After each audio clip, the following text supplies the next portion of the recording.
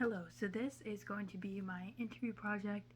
I'm going to do it myself because all my friends are busy and I forgot to do it before, if I'm being completely honest. Okay, so my name is Lauren Rice and I go to Jupiter Christian School and I am 17 years old and I'm a senior this year. So the first question is, tell me about yourself.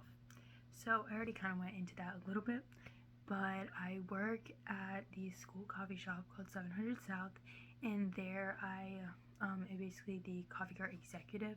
So it's just like I'm in charge of making sure like everybody else does their job in a way. So a lot of that includes like making sure we have enough milk, making sure the machines are running right, making sure people get scheduled so that it's actually open and able to open. And I really do enjoy doing that. Sorry, I'm getting over a cough. So that's a little bit about me. I also like to go to the beach, go on the boat, anything that has to do with the ocean, like at all, like snorkeling, scuba diving, spearfishing, like anything like that. I'm always down for a good time, and I have so much energy, so I can just keep going. And also, I'm the type of person that if there's something that needs to be done, I will go out of my way to go do that, even if it is going to like take time out of what like I'm supposed to be doing. I also love to hang out with my friends, and I'm a very social person, and I would much rather be out and about doing something random than sitting in my room like scrolling on my phone. Okay, so the second question is, what are your greatest strengths? So I think one of my greatest strengths is definitely my ability to take responsibility and do things when they need to be done and do them like fully and completely, because I know there are a lot of people that do just the bare minimum. Like you ask them to do something and they just do the bare minimum. Like if there's other people that need help, like they're like, oh, they're on their own. Like that is not the type of person I am. If someone needs help, I'm going to go out of my way to go help them, even if it's going to take time out of my day, or if I have other plans. Helping the other person is going to be like, that's more fulfilling to me. So that's just the type of person I am. And I feel like that's one of my greatest strengths. Also, another one of my greatest strengths is always keeping a positive attitude. Like, no matter what the situation, I always tend to look at it in a more like optimistic and positive lens, and more of like than like a pessimistic and like, oh, everything's going wrong, like we can't fix it. It's always like, oh well, at least this is going right, so let's just focus on what's going right, and we can fix what's going wrong, and then we'll be fine.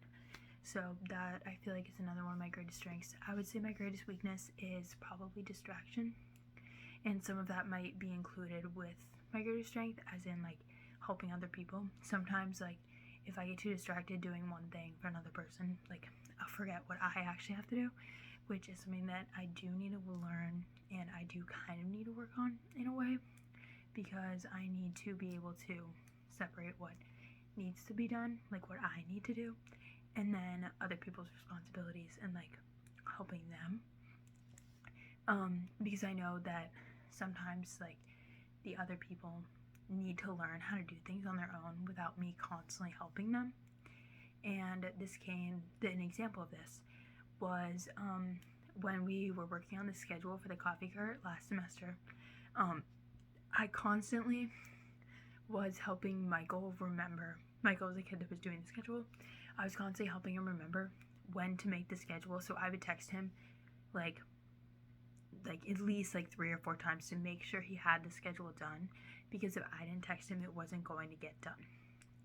So, but then I was also told that he needed to learn to do it on his own. So that was the thing. But okay, so some coffee specific questions are do I know the basics of coffee, and can you walk me through a process for making perfect espresso? Yes, I can. Okay, so basically, I know pretty much everything about coffee. Like, I know a lot, and I know a lot about the machines also, because we do have one, like, espresso machine, and we do have some problems with that, but, like, I've found different ways to fix it, and I'm so used to it that, like, I know how it needs fixed. Like, I know what grind setting the beans need to be on. I know how much it needs to be, like, filled up in the puck, in order to pull a longer shot or pull a shorter shot. So basically, I could walk you through the steps. So at least with ours, it's gonna be, so you put the puck under the grinder, you have it set so that it puts out about 18 to 20 grams of coffee, and you hit that button, it pours out, and then we have an automatic puck press, so then you put that in there, and it like comes down, I think once or twice, I'm not quite sure, but it's set on like 29 pounds of pressure. So then from there, then you take it out of there and you purge the machine first, and then you put the puck in there, and then you put the shot glass under, press the button, and wait for it to hit 2 ounces, and hope and pray that it stops at 26 seconds, because that is ideal. And then after that, you either pour the shot plain, because they just want plain espresso, you make a latte, cappuccino, macchiato, whatever they order. So that's basically it for that. And then, so the next question is, how do you ensure consistency in the quality of beverages during busy periods? So as I said before, like, it's important to know like the grind setting, the amount that needs to be in there and everything before the entire shift starts, because if you don't have that figured out before the shift starts, if you don't dial in before the shift starts, it's going to build up problems as your shift goes on and it gets busier and busier, because you're not going to have time to fix those problems. So how I ensure consistency is making sure that nothing's rushed, and that if there is a problem, you take the time and you fix it then, instead of letting the problem grow into a bigger issue when it is a lot busier. Like, it's better to fix the problem ahead of time than fix it too late. So that has to do with the consistency. Also, making sure people, like, when you're making a latte, like, don't skip steps. Like, just because you put the milk, the ice, the milk, and the syrup in there doesn't mean you just get to skip the stirring part.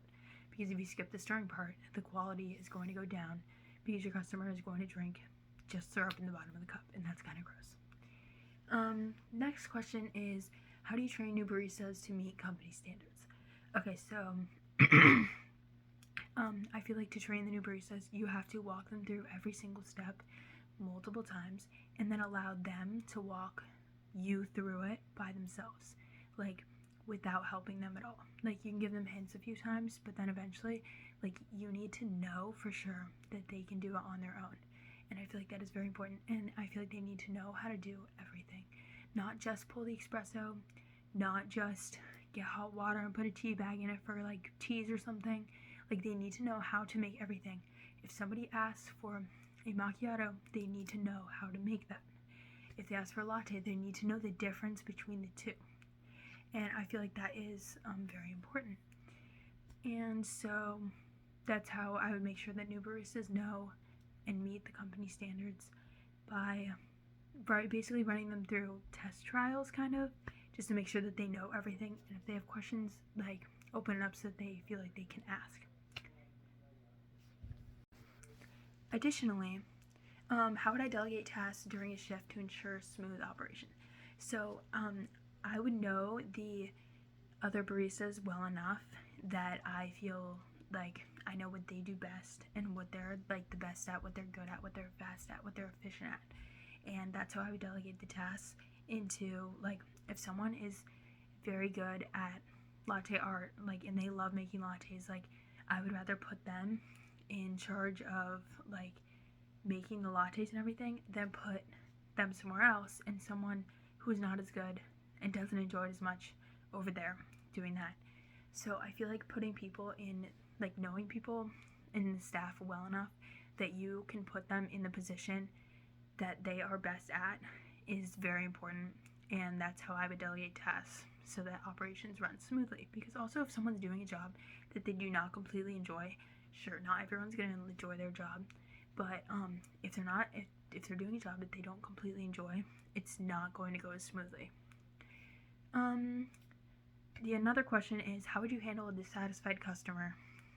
So a lot of that is just simply telling them, like asking them, like, hey, what's the problem with the drink, like, and have them explain it to you, and just being very open about it. Like, take the blame for it. Say, oh, I'm so sorry about that, like, we'll remake it for you, and don't charge them.